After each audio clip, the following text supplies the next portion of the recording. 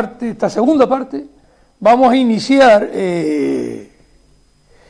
unos comentarios sobre dos temas y después vamos a pasar algo de Marita Rodríguez y vamos a explicar todo este tema de la seguridad social.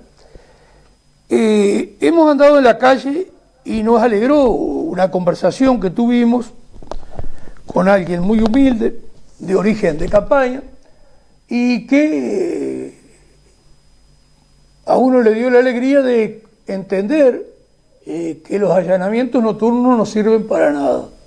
Aparte de la peligrosidad del allanamiento nocturno, es totalmente pueril el argumento, porque hay miles de formas de controlar, si se quiere, al salir de una boca de venta, bueno, la presencia de la droga pudiera servir para inhabilitarla. Pero acá hay un tema que la población tiene que reflexionar. Esto ya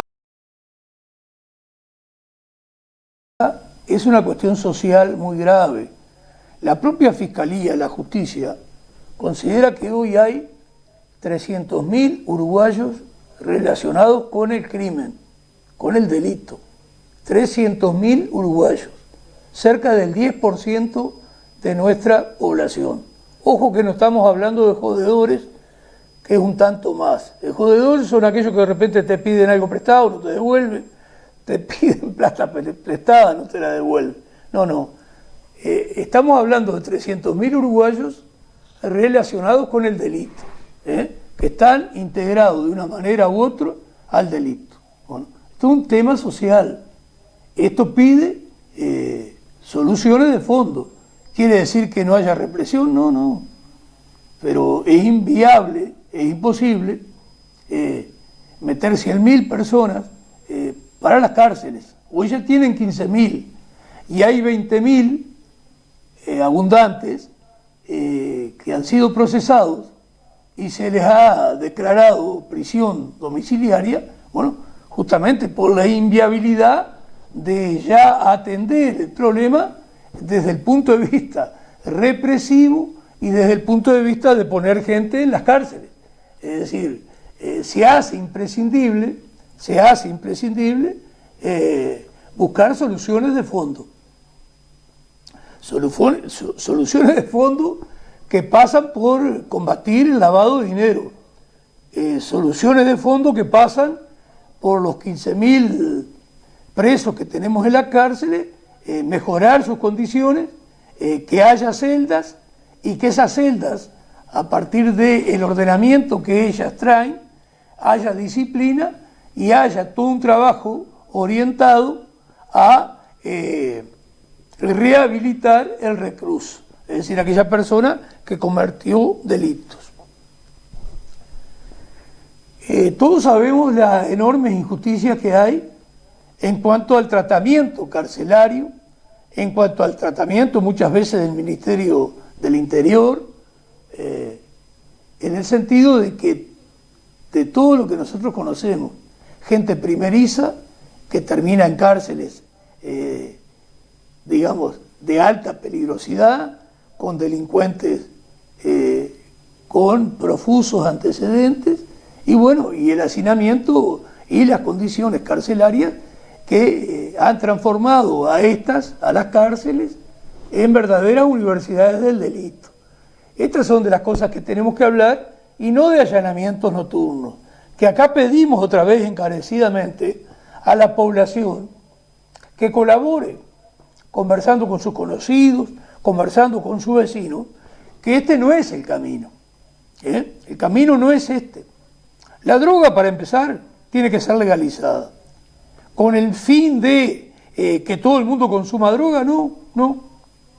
El que quiere consumir droga hoy consume. Pero ¿qué ocurre? Eso sale caro. Pero ¿qué ocurre? Eso termina no teniendo calidad. El tema del fentanilo o pentanilo en Estados Unidos, que ya se está desparramando para otros países del mundo, que realmente termina liquidando a una persona en muy poco tiempo, la transforma en un zombie. Bueno, entonces esto precisa otro tratamiento. La legalización también ¿Qué impide? Vamos a dejar casi por acá este comentario, pero sí queríamos hablar este tema. Queríamos ponerlo de a poco en el tapete y pedir vuestra colaboración para influir en otras personas. Si es que logramos nosotros transmitir algo que a usted le haga comprender que no es para nada ningún tipo de solución los allanamientos nocturnos, que las soluciones pasan por muchas otras cosas. Una de ellas es la legalización de la droga. ¿Usted se imagina si el alcohol fuera ilegal? La organización que habría tras el alcohol. Nosotros decíamos en programas anteriores, por ejemplo, que 1 kilo de cocaína, 1000 gramos, salen en Bolivia $1.500. Es decir, que 1 gramo está costando $1,50. $1,50 son acá en Uruguay unos 60 pesos. Inclusive la legalización de la droga puede llegar a que este costo sea menor. ¿Y qué estamos buscando? ¿Que la gente consuma? No. Ese es otro tema, que es un tema que tiene que haber toda una tarea de educación a partir de la escuela, a partir de los grandes medios de manipulación de la opinión pública, donde estén continuamente informando de todos los males que trae la droga. Entonces, este tema da para conversar muchísimo más, pero muchísimo más. Incluso tenemos la posibilidad, en próximos programas, de tener la presencia de alguien para dedicar todo el programa a este tema, al combate al narcotráfico, al combate a la droga. Pero la primera manera de combatirla es con la legalización. La legalización le quita el negocio al narcotráfico, quita el negocio del lavado de dinero, que entre los grandes ganadores, no los únicos, están los bancos, en ese lavado de dinero. Es decir, vale $1.500 la droga en Bolivia, y cuando ya llegó a Uruguay está en $7.000 ese kilo, esos 1000 gramos. Ya cuestan $7 cada gramo. Y cuando llega a Estados Unidos, a Europa, ese kilo de cocaína, esos 1000 gramos, ya están costando entre $25.000 y $35.000. Es decir, entre 25 y $35 por gramo. Y ahí se liquida el gran negocio del narcotráfico.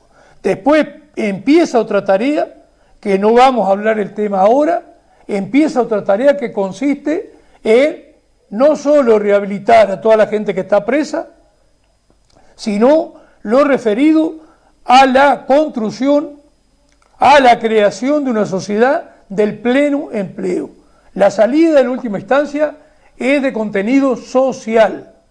No hay 300.000 uruguayos relacionados con el delito, con el crimen, especialmente el narcotráfico, porque se les ocurrió y porque es un paseo. No, esto es fruto de la necesidad. Tan es así, y lo sabe nuestro pueblo, por eso no tiene que sumarse a estas ideas que son reaccionarias, son nefastas, son de contenido fascista en alguna medida, del famoso allanamiento nocturno como una cuestión que puede resolver este problema.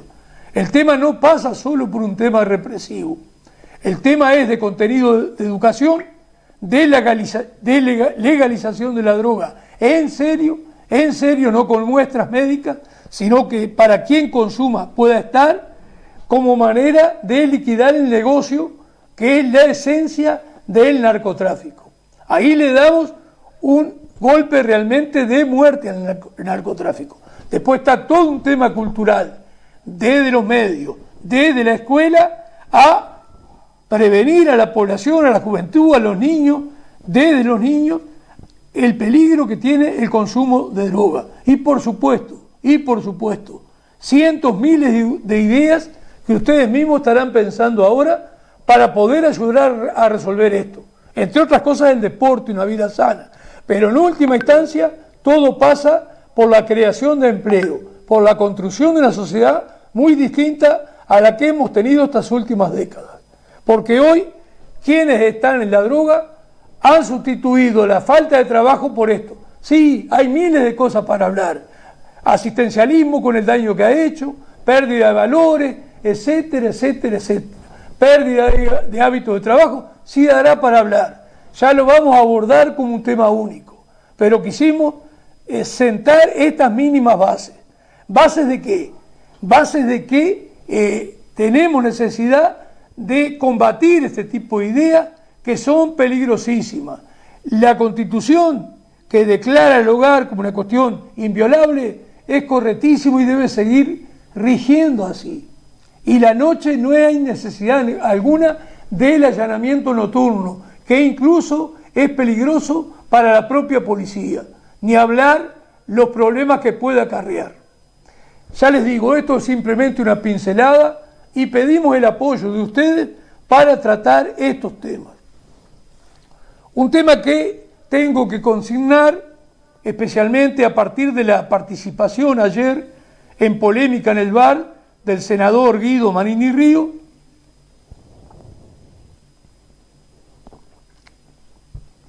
que trató otros temas y hubo algunos encontronazos, pero más que nada lo referente al tema del interés.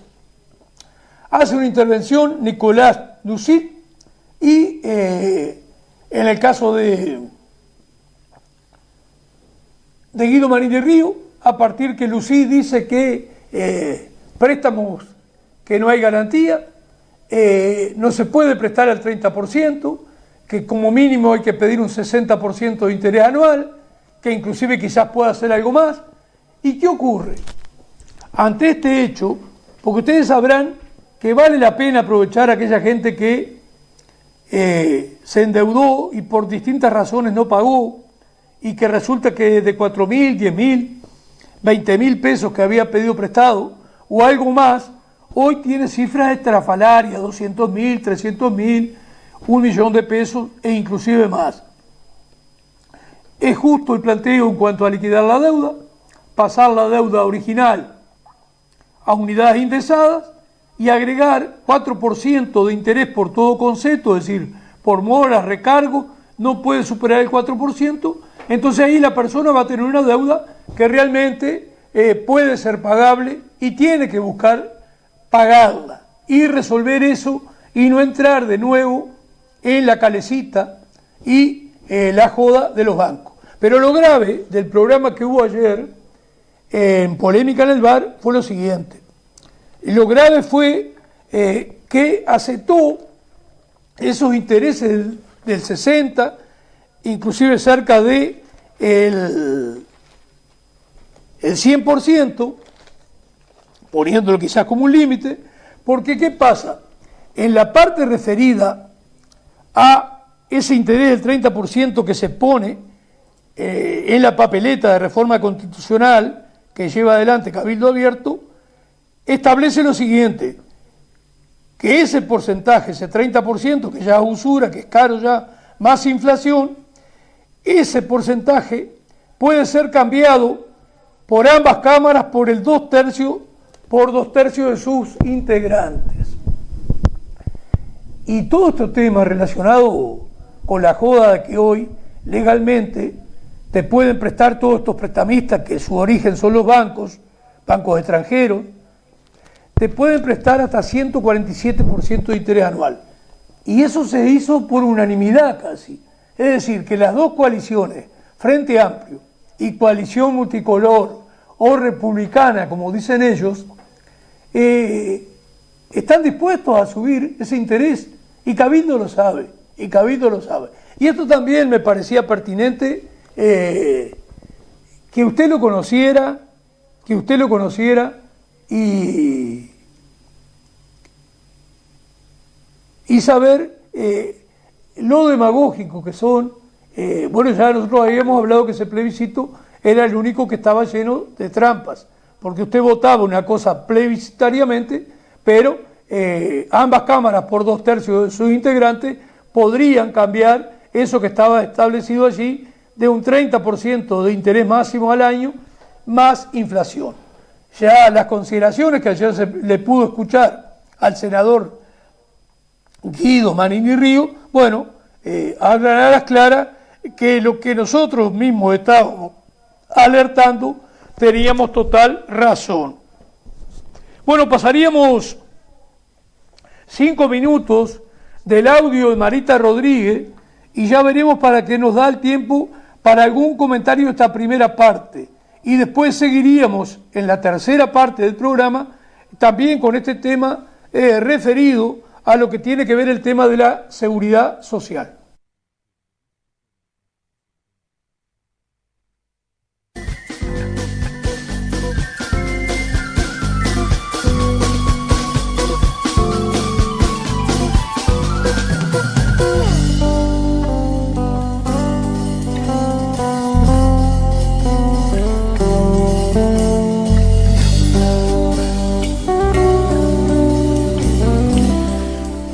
De la mañana, 43 minutos. La lluvia, vos que tú estás mirando por las ventanas, no afloja, ¿no? No, sí, es poquito ahora, ¿no? Pero yo pues siento caer agua acá, sí, pero debe ser de los... No como hace un rato, pero sigue lloviznando. Una garuita ahí.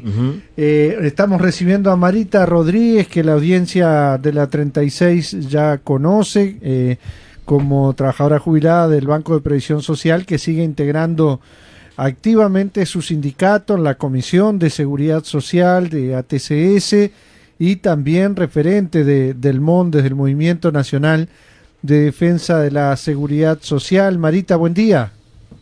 Bueno, buen día, un gusto estar con ustedes, un saludo a toda la gente de la radio y a la audiencia de la 36. Bueno, antes de ir también al tema central que queremos conversar contigo a propósito de una carta abierta al presidente que escribiste, Marita, y que ha difundido el Mondes, por cierto, que comentamos acá. Sabés que recién Blanca, la compañera de la producción, nos comentaba que llamó un oyente que seguramente escuchó la entrevista a Pepe Borges de la coordinadora de jubilados, que mencionaba, entre otras cosas, Marita, las prestaciones, los servicios que da el Banco de Previsión Social, diferenciándolo de lo que son las AFAD, por ejemplo, y él decía que no sabía que el BPS daba todas esas prestaciones y que mucha gente no sabe, algo que vos has comentado, lo has dicho muchas veces, pero vale la pena recordarlo y reiterarlo, porque esto demuestra que hay gente que aún no lo sabe, para valorar en toda su dimensión, Marita, que el BPS no es solo pagar jubilaciones y pensiones, ¿no? Sí, exactamente. La verdad que uno se asombra de que haya personas que no conocen todo el espectro de prestaciones impresionantes que paga el BPS, que hay que decir también bien claro a la audiencia, la inmensa mayoría de las prestaciones, como por ejemplo los seguros de paro, las asignaciones familiares, que son las más conocidas, ¿no? Los seguros por enfermedad, nadie contribuye a eso. Significa que no hay aportes de los trabajadores, mucho menos de las empresas, no hay aportes. Entonces, ¿qué pasa? Son prestaciones que sostienen la economía, sostienen la seguridad social del país. Todos los días escuchamos los temas de que resuelven los problemas de las empresas que cierran, de las empresas con problemas, de los shopping que se incendian, de Casa de Galicia y un largo etcétera, y la solución que dan es los seguros de paro que los paga el BPS, o sea, todo eso sale, por supuesto, también de la asistencia financiera que constitucionalmente está marcada en el artículo 67 de la Constitución de la República. Está marcado que el Estado se tiene que hacer cargo de parte de la seguridad social y en una parte proviene de la asistencia financiera. Esa asistencia financiera que deliberadamente y mentirosamente llaman déficit. ¿Cómo se puede llamar déficit a una asistencia financiera que está no solamente pagando las asignaciones familiares, que hoy está de moda hablar de la pobreza infantil y hacen una falsa contradicción entre la pobreza infantil y lo que se gasta para los viejos, ¿no? Que es una falsa contradicción, porque no puede existir esa contradicción por 1000 razones.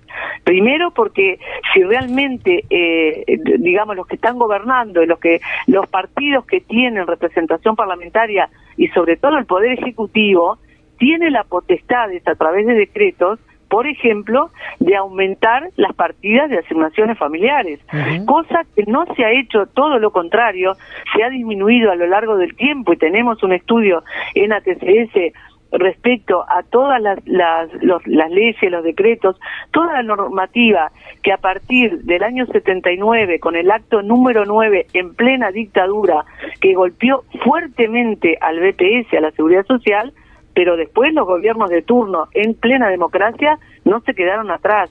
Y hay una larga normativa en todos estos años, culminando en la ley que se votó este año, el 2 de mayo, la 20.130, de un, digamos, descarado golpe al BPS de sus ingresos legítimos.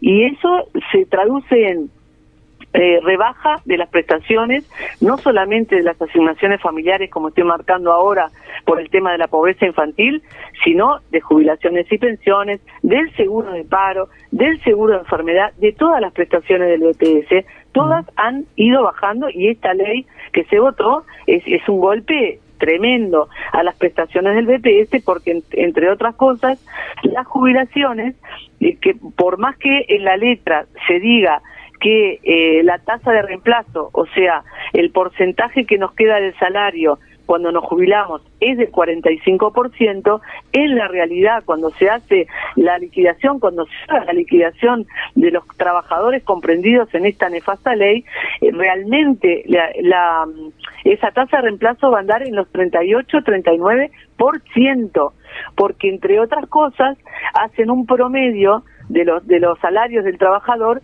de los últimos 20 años. Bueno, cuando quiera, Homero. Solamente algún comentario, digo, es mucho lo que el BPS paga. Son 7.000 y pico de millones de dólares que paga todos los años. En el tema de estrictamente las pasividades, andan en el orden de los 5.400 millones de dólares, que son 800.000 pasividades. Ahora, ese compromiso del BPS hasta ahora se ha cumplido. ¿Qué ha ocurrido? Decisiones políticas han hecho que la financiación de esas prestaciones se resintieran. ¿Cómo? Primero, exoneración de todo tipo de aporte a determinados empresarios. Salud privada, enseñanza privada, transporte. Exoneración a zonas francas y algunas inversiones extranjeras. Es decir, la pérdida de recursos que el Estado debería de tener, como dice el artículo 67, para sostener la seguridad social. Un segundo hecho grave es la disminución del aporte patronal de industria y comercio, que es el 65% del empleo. ¿Qué ocurrió acá? Del 15% que pagaban todas las patronales adheridas a industria y comercio, reitero, 65% del empleo, una gran mayoría, inmensa mayoría casi, en el año 2001, gobierno de Valle, pasó del 15%, que siempre estuvo igual que el trabajador, 15% de aporte para la seguridad social, al 12,5%. 12,5%. En el año 2007, gobierno del Frente Amplio, pasa de 2,5% a 7,5% el aporte de industria y comercio. ¿Se imaginan la cantidad de dinero que eso implicó que le faltó a las arcas del BPS? Y un tercer elemento en el desfinanciamiento del BPS es la creación de la SAFAP, que en el año 2005 habían llegado a los 500 millones de dólares. En el año 2010, 700. En el año 2015, 950 millones de dólares que perdía el BPS porque se iban para la SAFAP, para hacer sus negociados, para hacer plata a partir de plata ajena, desfinanciando el Banco de Previsión Social. 2015, 950 millones de dólares. Y en el año 2017 supera los 1.000 millones de dólares que se van para la SAFAP. Y la última cifra que tenemos del año 2022, la SAFAP le sacaron, y fueron para ellas, 1.280 millones de dólares, casi 1.300 millones de dólares. Entonces, todas esas prestaciones que el Estado igual las sigue pagando, por supuesto, esto ha tenido un resentimiento enorme. No menos de 3.000 millones de dólares que se está dejando de recaudar. Y bueno, eso, por supuesto, hay presiones de todo tipo. Porque, ¿qué ocurre? Si habrá que cambiar este lugar, porque ¿qué ocurre? La propia extranjerización del país que está creando, y está creando que las riquezas no quedan en el país. La mayoría de los sectores extranjerizadores en realidad no pagan carga impositiva. Entonces, y tenemos una realidad y hay presiones políticas porque no están dispuestos a cambiar el modelo. No están dispuestos a tener un modelo nacional, de producción nacional, que la riqueza que se genere acá, que se genere creando empleo como debe ser, buscando el pleno empleo y redistribuyendo, digamos, todo ese tema relacionado con la creación de riqueza, pero a nivel de nuestro mercado interno, que quede en el país. Ustedes se imaginan, la pasta de celulosa son grandes cifras, pero la pasta de celulosa es una exportación que hacen los capitales extranjeros dueños de las pasteras. Lo que el país acá exporta son troncos, que no valen nada, que solo le sirven al estanciero. Claro, alguno dirá, pero crean el trabajo del chofer, y sí, cualquier actividad que se haga, algo de trabajo tiene que crear. No se puede hacer de la nada, pero es un trabajo totalmente irrisorio, mal pago además. De eso hay quejas por parte de los camioneros, cómo se comportan las forestadoras para pagar los viajes de camión de esos troncos que realmente da vergüenza verlos circular por las rutas. Bueno, y después está, que creo que lo apunta ahí, pero para reiterar, cómo a partir de esta última ley, la 20.130, en lugar de darte la tasa de reemplazo a partir de los 10 últimos años de tus aportes, que la gente trataba de mejorarlos, ahora establece no los 20 mejores años, que era lo que regía antes, sino los últimos 20 años, si bien digo, 20 años, a elegir, los últimos 20 años son los que rige hoy. Por lo tanto, la tasa de reemplazo que antes andaba en un entorno del 45% de lo que se ganaba en actividad, por supuesto, se ha resentido y se está ganando muchísimo menos, 38, 39%, como ahí aportaba Marita. Bueno, Homero, pasamos la segunda propaganda.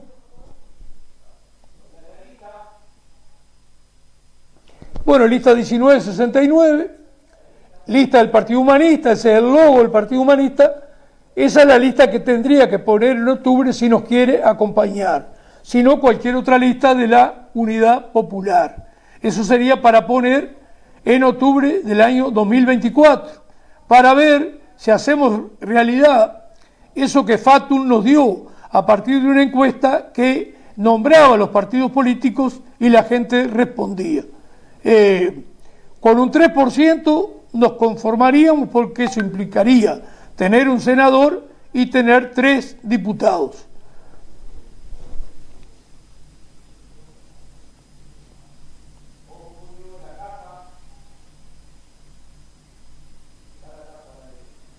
Bueno, se alquilan 2 casas. Una está amueblada,